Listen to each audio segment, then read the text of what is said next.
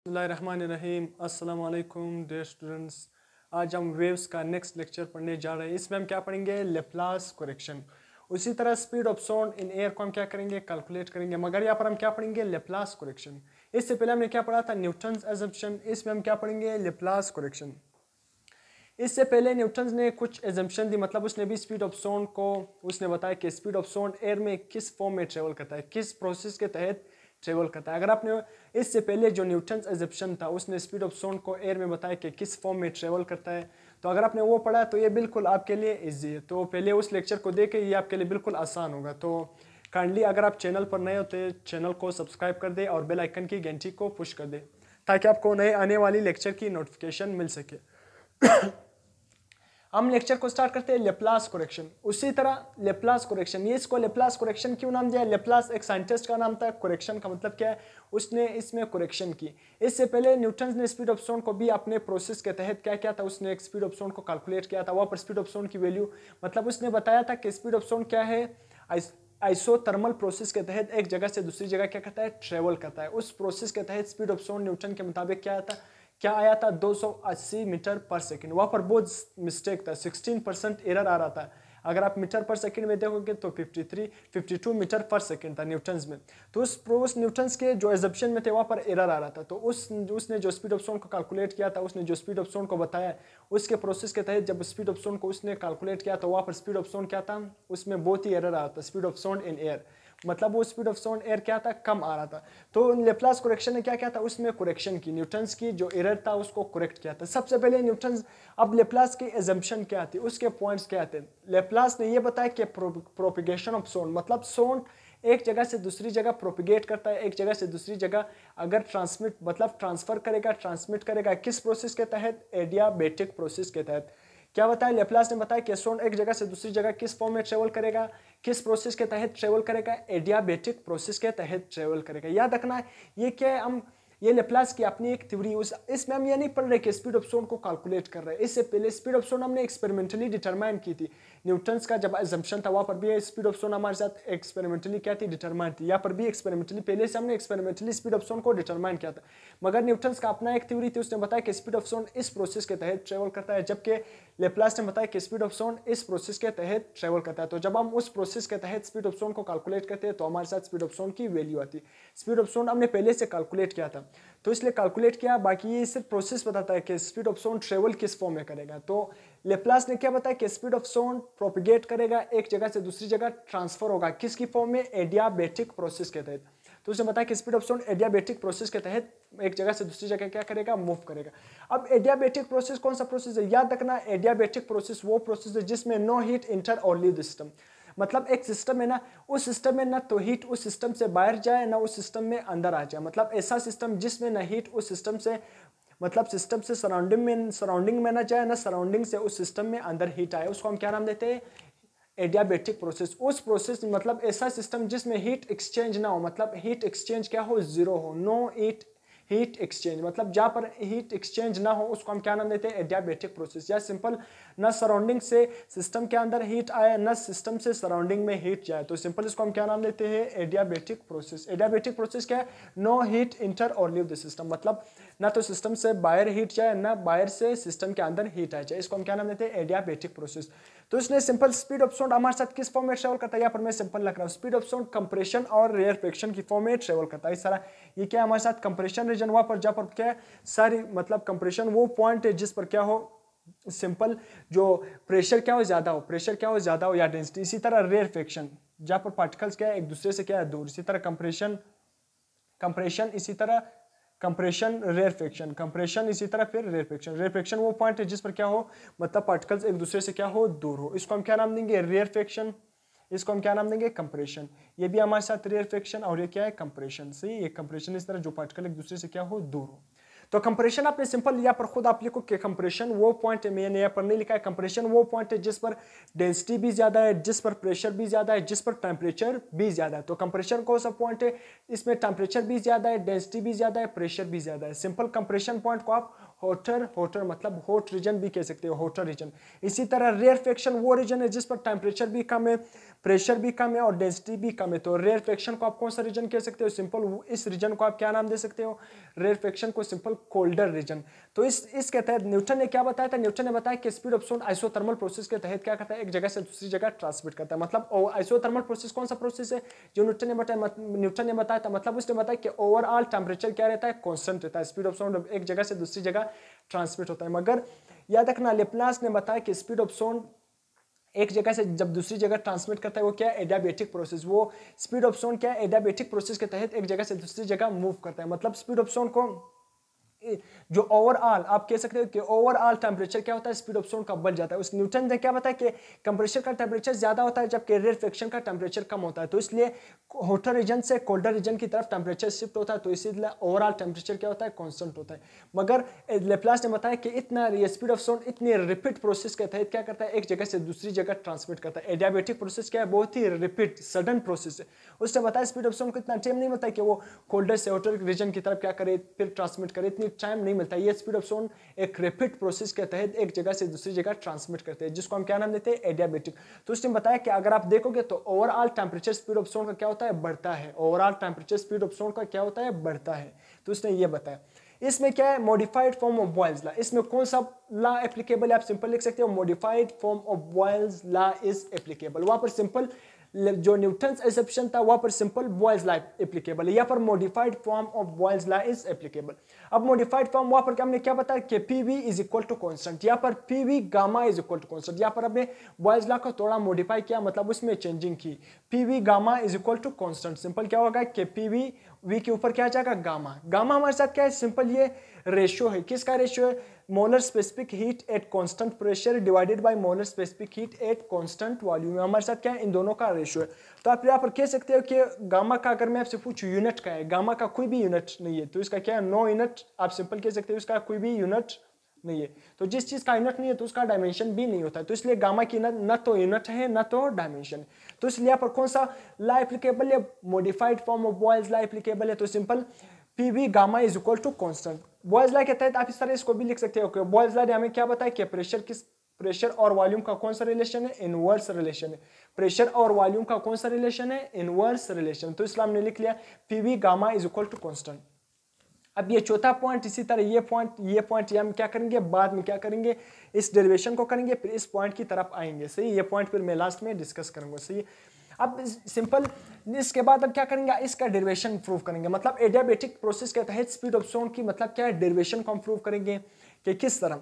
थोड़ा या क्या करेंगे? हम डेरिवेशन को प्रूव करेंगे। मतलब डेरिवेशन के तहत हम क्या करेंगे? पहले डेरिवेशन करेंगे। सही। इसका लेप्लास करेक्शन के तहत स्पीड ऑफ साउंड वहाँ पर क्या वैल्यू होती है, क्या मॉडिफिकेशन आती है। जहाँ पर न्यूटन ने भी अपना एजम्पशन दिया था स्पीड ऑफ साउंड को, हमने न्यूटन एजम्पशन के मुताबिक जब कैलकुलेट किया था तो क्या वैल्यू आई थी। इसी तरह अब लेप्लास करेक्शन के तहत हम क्या करते हैं? कैलकुलेशन करते हैं अब क्या वैल्यू आती है स्पीड ऑफ साउंड की, उस फार्मूले में क्या मॉडिफिकेशन होती है। तो simple PV gamma is equal to constant. PV gamma is equal to constant. तो प्रेशर और वॉल्यूम मैंने क्या बताया कि बॉयल्स लॉ में प्रेशर और वॉल्यूम का क्या होता है? इनवर्स रिलेशन होता है। अगर प्रेशर बढ़ जाए तो वॉल्यूम क्या हो जाएगा? कम। ओवरऑल इफेक्ट क्या रहेगा? कांस्टेंट रहेगा। तो पी मैंने यहाँ पर लिख लिया कि पी क्या हो गया? Pressure. Let suppose pressure P से क्या हो गया? पी से डेल, यहाँ पर डेल वी नहीं, यहाँ पर सिंपल क्या है? Del P. प्रेशर पी से क्या हो गया? डेल पी तक क्या हो गया? इंक्रीज। मतलब प्रेशर क्या हो गया? इंक्रीज। जब प्रेशर इंक्रीज होगा ना तो वॉल्यूम क्या होगा? अल्टीमेटली क्या होगा? डिक्रीज होगा, क्योंकि बॉयल्स लॉ के तहत हम इस प्रोसेस को पढ़ रहे हैं। यहाँ पर इस प्रोसेस में बॉयल्स लॉ एप्लीकेबल है। तो इसी तरह वॉल्यूम क्या होगा? वॉल्यूम वी से क्या होगा? Del V. V minus del V, मतलब वॉल्यूम क्या होगा? डिक्रीज होगा। वॉल्यूम क्या होगा? डिक्रीज। वी से del V minus del V. Minus ये रिप्रेजेंट करे कि वॉल्यूम डिक्रीज हो गया। यहाँ पर प्लस डेल पी, मतलब ये रिप्रेजेंट करके प्रेशर क्या हो गया? इंक्रीज।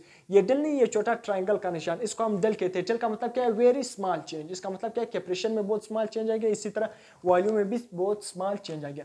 दूसरा ये मैं लिख सकता हूँ कि P V gamma is equal to, ये क्या है? प्रेशर में क्या होगा? ये किसके इक्वल है? कांस्टेंट। तो सिंपल वी की जगह यहाँ पर ये दोनों क्या है? कांस्टेंट। तो प्रेशर और वॉल्यूम में हमने क्या कर लिया? बढ़ा लिया। प्रेशर पी से डेल पी की मतलब प्रेशर पी से डेल पी होगा। इसी तरह वॉल्यूम मैंने क्या लिख लिया? V minus del V divided by V, और गामा ऊपर लिख लिया। अब सिंपल मैंने यहाँ पर इस तरह डायरेक्ट सेकंड स्टेप में यहाँ पर लिख रहा हूँ आपको समझाने के लिए। मैं सिंपल पहले del V minus del V यहाँ पर लिख रहा हूँ। सही है।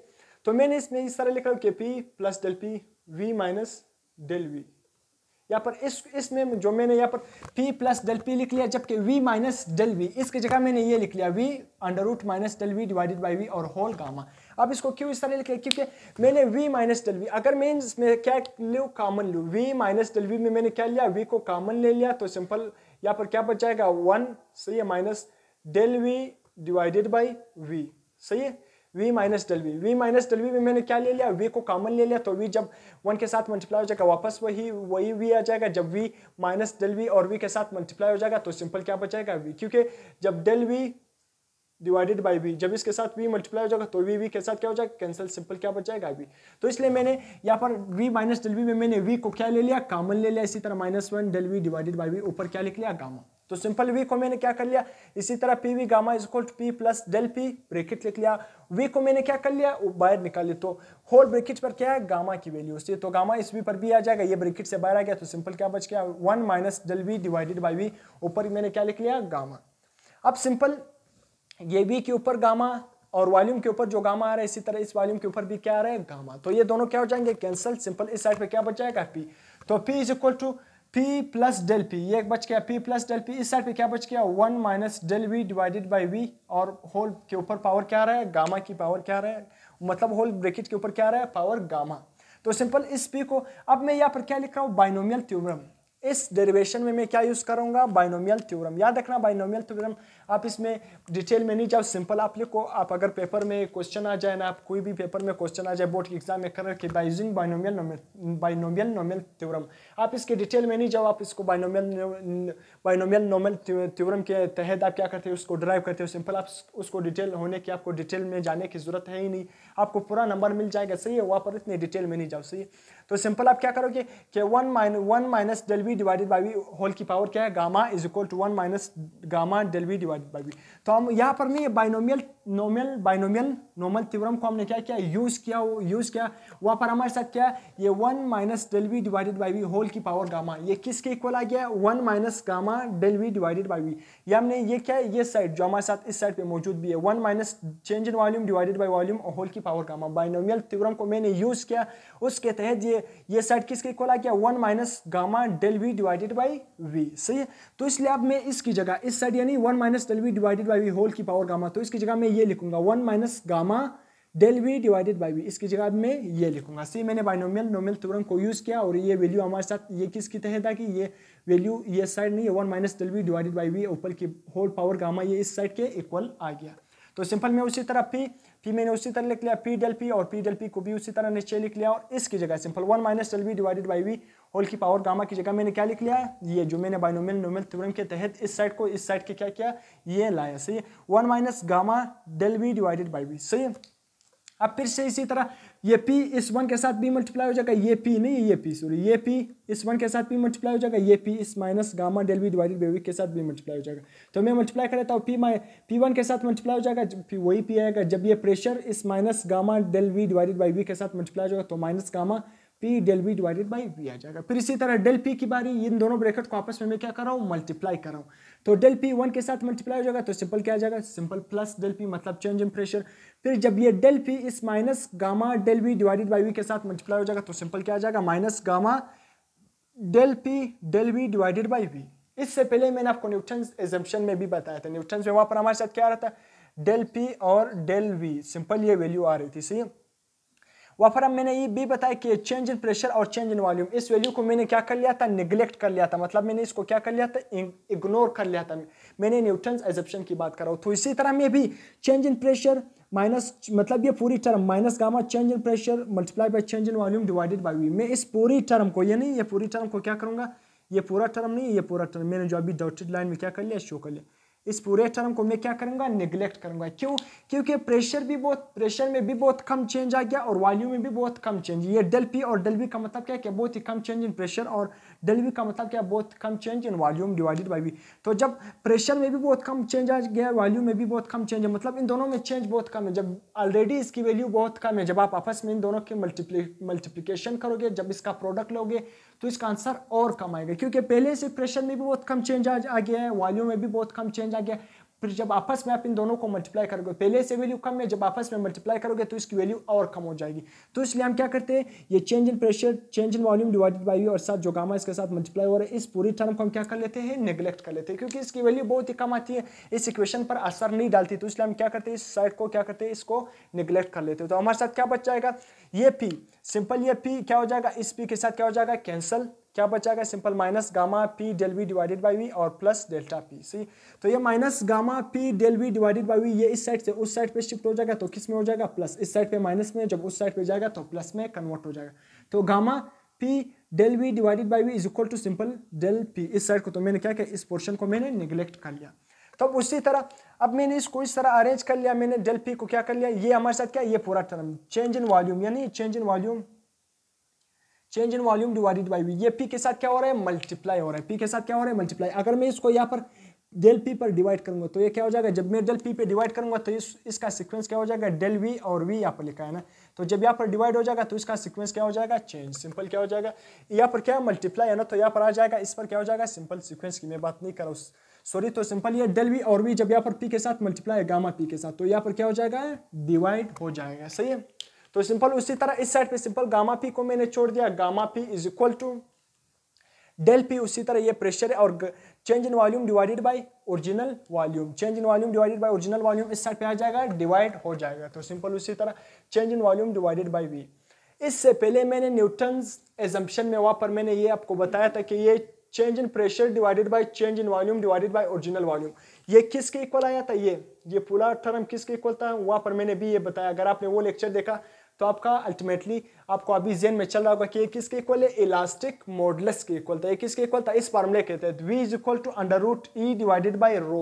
ये किसके इक्वल है, ये चेंज इन प्रेशर, ये हमारे साथ क्या था, स्ट्रेस था। स्ट्रेस क्या है, सिंपल स्ट्रेस किसके इक्वल था, चेंज इन प्रेशर और divided by change in volume divided by original volume, ये हमारे साथ क्या था, स्ट्रेन। तो इसी तरह ratio of stress to strain किसके इक्वल था, इलास्टिक मॉडुलस। तो इसलिए गामा पी किसके इक्वल आ गई, गामा पी की वैल्यू क्या आ गई, change in pressure divided by original volume divided by volume. तो ये पूरा टर्म किसके इक्वल है, इलास्टिक मॉडुलस। तो यहाँ पर मैंने लिख लिया ई ए का मतलब क्या है, elastic modulus at adiabatic process. कौन से प्रोसेस के तहत हमने ई ए को किसके इक्वल कर लिया, यहाँ पर ए इसलिए लिख लिया कि elastic modulus according to adiabatic process. तो इसलिए ई ए किसके इक्वल आ गया, गामा पी। गामा पी किसके इक्वल आ गया, सिंपल गामा पी मतलब गामा मल्टीप्लाई बाय प्रेशर किसके इक्वल आ गया, इलास्टिक ई ए, सही है, ई ए के इक्वल आ गया। तो इसलिए मैं लिख सकता हूँ ना कि gamma P is equal to E A. ये जो टर्म है change in pressure divided by original change in volume divided by V, ये किसके इक्वल है, इलास्टिक मॉडुलस के इक्वल है। ये मैंने आपको समझाया भी था कि इलास्टिक मॉडुलस किसके इक्वल है, इलास्टिक मॉडुलस हमारे साथ किसके इक्वल था, स्ट्रेस डिवाइडेड बाय स्ट्रेन, और स्ट्रेस हमारे साथ किसके इक्वल है, चेंज इन प्रेशर, और स्ट्रेन किसके इक्वल होता है, change in volume divided by original volume. Strain किसके इक्वल होता है, चेंज इन सॉरी यहाँ पर मैंने क्या लिखा, स्ट्रेस किसके इक्वल होता है, चेंज इन प्रेशर, और स्ट्रेन किसके इक्वल होता है, change in volume divided by original volume. तो इसलिए चेंज इन प्रेशर यहाँ पर हमारे साथ भी change in pressure divided by change in volume divided by V, यही टर्म आ रहे हैं। तो इसलिए मैंने इस टर्म की जगह क्या लिख लिया, स्ट्रेन इलास्टिक मॉडुलस लिख लिया, सॉरी क्या लिख लिया, तो इस पूरे टर्म को मैंने इलास्टिक मॉडुलस के इक्वल कर लिया। तो इसलिए गामा पी किसके इक्वल आ गया, ई ए। तो इसलिए मैं लिख सकता हूँ ना, यहाँ पर 4 पॉइंट अभी मैं आपको समझाऊंगा कि मैंने बताया कि 4 पॉइंट मैं लास्ट में जब समझाऊंगा, जब ये पूरी टर्म आपको समझाऊंगा, डेरिवेशन करके बताऊंगा। तो इसलिए यहाँ पर आपने याद रखना है कि गामा पी, यहाँ पर इलास्टिक मॉडुलस, यहाँ पर स्पीड ऑफ साउंड को जब आप कैलकुलेट करेंगे ये फार्मूला आप यूज करोगे, v is equal to gamma elastic modulus divided by density. तो इसलिए यहाँ पर जो e है ये हमारे साथ इलास्टिक मॉडुलस और रो ये हमारे साथ क्या है, डेंसिटी। तो यहाँ पर इलास्टिक मॉडुलस किसके इक्वल आ गया, गामा पी, गामा हमारे साथ गामा पी प्रेशर। तो इसलिए मैं इस फार्मूले को v is equal to under root E divided by P, तो इस फार्मूले में ये इलास्टिक मॉडुलस की जगह क्या पुट कर रहा हूँ, गामा पी, क्योंकि इलास्टिक मॉडुलस लेप्लास करेक्शन के मुताबिक इलास्टिक मॉडुलस किसके इक्वल आ गया, गामा पी। तो इसलिए v is equal to under root gamma P divided by density. अब मैं क्या करता हूँ, स्पीड ऑफ साउंड को कैलकुलेट करता हूँ किसके तहत, लेप्लास करेक्शन के तहत। न्यूटन्स में हमने उसी तरह, न्यूटन्स में भी यही थ्योरी थी। न्यूटन्स में सिंपल क्या था, प्रेशर के साथ गामा नहीं आ रहा था, simple v is equal to, वहाँ पर इलास्टिक मॉडुलस किसके इक्वल आया था, सिंपल प्रेशर, यहाँ पर इलास्टिक मॉडुलस किसके इक्वल आ गया, गामा पी। तो आपने एक इंपॉर्टेंट एमसीक्यू याद रखना है, आपसे ये पूछा जा सकता है कि the value of elastic modulus, ये हमारे साथ क्या है, elastic modulus, the value of elastic modulus according to Laplace is equal to, आपसे एमसीक्यू में पूछा जा सकता है किसके इक्वल है, गामा पी के इक्वल है, सिंपल पी के इक्वल है, पीवी के इक्वल है। तो आपने याद रखना है according to Laplace elastic modulus gamma P के इक्वल है, जबकि इससे पहले हमने न्यूटन में पढ़ा था according to elastic modulus according to Newton simple P के इक्वल था प्रेशर, जबकि elastic modulus according to Laplace gamma P के इक्वल है। तो आपसे क्वेश्चन में पूछा जा सकता है। तो इसलिए मैंने इस फार्मूले में इलास्टिक मॉडुलस की जगह गामा पी लिख लिया और divided by density under root B लिख लिया। अब मैं क्या करूंगा, ओरिजिनल फार्मूला ये था हमने स्पीड ऑफ साउंड को कैलकुलेट करने के लिए, मगर लेप्लास करेक्शन के तहत इलास्टिक मॉडुलस की वैल्यू क्या आई थी, गामा पी। तो इसलिए गामा ये हमारे साथ जो प्रेशर है ये एटमॉस्फेरिक प्रेशर है। एटमॉस्फेरिक प्रेशर हमारे साथ क्या है, वो अगर आप देखोगे 1 atm किसके इक्वल है, 1 atm यहाँ पर लिखूंगा 1 atm। 1 atm किसके इक्वल होता है, 1 atm। 1 atm का मतलब जो हमारे ये सी लेवल पर जो प्रेशर है ना, सी लेवल पर जो प्रेशर होगा वो कितना है, 1 atm। जो सतह समंदर पर जो अभी प्रेशर है सरफेस लेवल पर, वो प्रेशर हमारे साथ क्या है, 1 atm। अगर आप इसको न्यूटन या न्यूटन पर मीटर स्क्वायर सिंपल पास्कल में चेंज करोगे तो पास्कल में क्या आएगा, 101,325 PA पास्कल। सही है, यानी पास्कल किसके इक्वल है, पास्कल प्रेशर का यूनिट है, पास्कल किसके इक्वल है, न्यूटन पर मीटर स्क्वायर। तो पास्कल लिखो या न्यूटन पर मीटर स्क्वायर लिखो, कोई मसला नहीं। तो इसलिए मैं प्रेशर की जगह क्या लिखूंगा, 101,325। अब गामा की वैल्यू क्या है, सिंपल गामा की वैल्यू याद रखना, गामा की वैल्यू मोनो का मतलब क्या है, मोनो, और साथ आप लिख लेना मोनो एटॉमिक गैसेस, डाई का मतलब डाई एटॉमिक गैसेस, पोली के साथ क्या आता है, पोली एटॉमिक। तो mono atomic gases, di atomic gases, poly atomic gases. अब गामा की वैल्यू मोनो एटॉमिक गैसेस के लिए क्या आती है, 1.67। आगे चैप्टर में हम इसको डिटेल से पढ़ेंगे, इसलिए तो यहाँ पर मैंने सिंपल लिख लिया, मोनो का क्या है, डाई का क्या है और पोली का क्या है। तो मोनो एटॉमिक गैसेस के लिए गामा की वैल्यू क्या है, 1.675 डिवाइडेड बाई 3 आ रही। इसी तरह डाई एटॉमिक गैसेस के लिए गामा की वैल्यू क्या है, 7 डिवाइडेड बाई 3 जो कि इसके इक्वल है 1.4। इसी तरह पॉली एटॉमिक गैसेस के लिए गामा की वैल्यू क्या है, 9 डिवाइडेड बाई 7 जो क्या आ रही है 1.29। तो इसलिए सबसे आपसे एमसीक्यूज में भी पूछा जा सकता है कि गामा की वैल्यू किस गैस के लिए ज्यादा आ रही है, सबसे पहले मोनो एटॉमिक गैस के लिए आ रही है। और मैंने इस फार्मूले में कौन सा गामा की कौन सी वैल्यू यूज कर ली, डाई एटॉमिक गैसेस वाली, कौन सी 1.4 वाली मैंने डाई एटॉमिक गैसेस वाली मैंने गामा की वैल्यू यूज कर ली। तो आपसे क्वेश्चन भी पूछा जा सकता है कि आपने पोली वाली की यूज नहीं की, poly atomic gases, mono atomic gases, क्योंकि हम स्पीड ऑफ साउंड को कैलकुलेट कर रहे हैं एयर में। एयर हमारे साथ क्या है, एक डाई एटॉमिक गैस, एयर हमारे साथ क्या है, डाई एटॉमिक गैस। उसमें क्या है 78% क्या है, नाइट्रोजन मौजूद है, N2। वो नाइट्रोजन हमारे साथ क्या है, N2 हमारे साथ क्या है, डाई एटॉमिक। डाई का मतलब क्या है, जो 2 एटम पर मुश्तमिल है। यहाँ पर मैं सही लिख दूंगा, डाई एटॉमिक मतलब क्या है, N2। नाइट्रोजन क्या है, डाई एटॉमिक गैस। तो इसलिए मैं क्या यूज करूंगा, डाई एटॉमिक, क्योंकि एयर हमारे साथ क्या है, एक डाई एटॉमिक मॉलिक्यूल भी है। तो इसलिए मैं क्या यूज करूंगा, 1.4। आपसे क्वेश्चन भी पूछा जा सकता है कि मोनो एटॉमिक गैसेस की वैल्यू हम मतलब गामा की वैल्यू मतलब मोनो एटॉमिक गैसेस वाली हम क्यों यूज नहीं करते, पोली का क्यों यूज नहीं करते, डाई का क्यों यूज करते, क्योंकि एयर हमारे साथ एक डाई एटॉमिक मॉलिक्यूल है। एयर में सबसे ज्यादा प्रोपोर्शन डाई एटॉमिक मॉलिक्यूल का भी ज्यादा है, जिसमें नाइट्रोजन का 78% है। तो इसलिए हम कौन सी वैल्यू यूज करेंगे, गामा की, डाई एटॉमिक वैल्यू गैसेस की, सही है, एटॉमिक की 1.4। तो डाई एटॉमिक के लिए वैल्यू क्या आती है गामा की, 1.4। तो सिंपल 1.4। और प्रेशर हमारे साथ क्या है, एटमॉस्फेरिक प्रेशर 1 atm किसके इक्वल है, पास्कल में सिंपल मैंने चेंज किया 101,325। तो 101,325। इसी तरह डेंसिटी ऑफ एयर याद रखना, ये हमारे साथ क्या है, एयर, यहाँ पर सिंपल लिख लेना है डेंसिटी ऑफ एयर। एयर की डेंसिटी हमारे साथ क्या है, 1.29 किलोग्राम पर क्यूबिक। डेंसिटी का यूनिट क्या है, किलोग्राम पर क्यूबिक। तो मैंने लिख लिया 1.29। जब आप इन सब को डिवाइड करोगे आंसर आपके साथ क्या आएगा, 333 मीटर पर सेकंड। आंसर क्या आ गया, 333 मीटर पर सेकंड। और एक्सपेरिमेंटली स्पीड ऑफ साउंड जो हमने कैलकुलेट किया था वो क्या है, 332 मीटर पर सेकंड, जबकि हमारे साथ लेप्लास के तहत स्पीड ऑफ साउंड क्या गया, 333 मीटर पर सेकंड। मतलब बहुत ही कम मिस्टेक, यहाँ पर क्या है 1 मीटर पर सेकंड ज्यादा आ रहा है, और यहाँ पर जो एक्सपेरिमेंटली है वो क्या है, 1 मीटर क्या है, कम है। तो एक्सपेरिमेंटली हमने जो एक्सपेरिमेंटली स्पीड ऑफ साउंड को कैलकुलेट किया था वो क्या है, 332 मीटर पर सेकंड। लेप्लास के तहत 333 मीटर पर सेकंड आ गया। अब अगर मैं आपसे पूछूं इसमें एब्सोल्यूट एरर क्या है और इसमें परसेंटेज एरर क्या है, तो यहाँ पर मैंने इसका एरर लिख लिया, यहाँ पर एरर इन लेप्लास करेक्शन। अब लेप्लास ने जो स्पीड ऑफ साउंड को एयर में मतलब क्या किया, वहाँ पर उसने बताया कि speed of sound adiabatic process के तहत मूव करता है। उसने बताया कि इलास्टिक मॉडुलस गामा पी के इक्वल है। तो आप फार्मूले में पुट कर लेना, आंसर क्या आएगा, 333 मीटर पर सेकंड। मीटर पर सेकंड ये क्या है, मीटर पर मतलब 1 सेकंड में स्पीड ऑफ साउंड 333 मीटर क्या करेगा, कवर करेगा। 333 मीटर पर सेकंड क्या करेगा, एक ही सेकंड में स्पीड ऑफ साउंड 333 मीटर क्या करेगा, कवर करेगा। मीटर पर सेकंड का ये मतलब है। तो सिंपल इसमें एब्सोल्यूट का मतलब क्या है कि एग्जैक्ट बताओ, सिंपल परसेंटेज वगैरह में नहीं, एग्जैक्ट मीटर पर सेकंड में। तो आप 333 332 से माइनस करो, आपके साथ क्या वैल्यू आएगी 1। तो सिंपल एरर क्या आ रहा है, एब्सोल्यूट एरर 1 मीटर पर सेकेंड। अगर आप परसेंटेज में 1 इसको कन्वर्ट करोगे तो सिंपल परसेंटेज में क्या आएगा 0.3%। परसेंटेज में क्या आएगा 0.3%। आप परसेंटेज में किस तरह कन्वर्ट करते हो, सिंपल आप क्या लिखो, जो आपके साथ ये एरर है 1 divided by speed of sound क्या है 332 मल्टीप्लाई बाय 100। तो आपके साथ सिंपल ये क्या आ जाएगा, ये परसेंटेज में कन्वर्ट हो जाएगा। सही, परसेंटेज में एरर क्या गया 0.3%। हमारे साथ क्या है परसेंटेज एरर। तो आप सिंपल आप परसेंटेज में इस तरह कन्वर्ट कर सकते हो। तो यहाँ पर परसेंटेज एरर क्या है 0.3%, जबकि एब्सोल्यूट एरर क्या है 1 मीटर। याद रखना, जब इस तरह थ्योरी में मतलब 1% से या 2% से या 3% से एरर क्या हो, ये तो मतलब 3% तक एरर को हम क्या कर सकते हैं, नेग्लिजिबल कर सकते हैं, मतलब 3% तक किसी भी थ्योरी में। तो यहाँ पर तो एरर क्या है 0.3%, मतलब 1% से भी कम, 0.5% से भी कम। तो इसलिए इस एरर को हम क्या कर लेते हैं, बहुत ही स्मॉल एरर है। ये एरर जो हमारे साथ क्या है लेप्लास की करेक्शन में बहुत ही स्मॉल एरर है।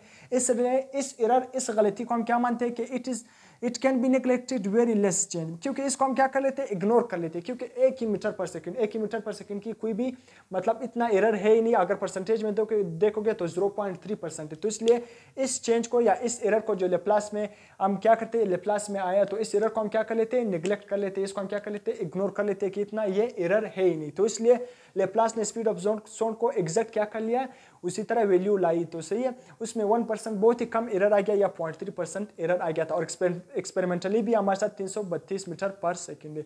तो इसलिए ये लेप्लास ने करेक्शन कर दी। तो ये आज हमारा लेक्चर था लेप्लास करेक्शन का। तो अगर आपको फिर भी लेप्लास करेक्शन से कोई पॉइंट मिसिंग है या कोई भी पॉइंट समझ नहीं आया तो आप कमेंट सेक्शन में पूछ सकते हो। तो अगर लेक्चर पसंद आ गया तो अपने लाजमी चैनल को सब्सक्राइब कर देना है, सपोर्ट भी कर देना है चैनल को, इसी तरह शेयर भी कर देना है, लाइक भी कर देना है और कमेंट भी कर देना है। तो टिल देन अल्लाह हाफिज़।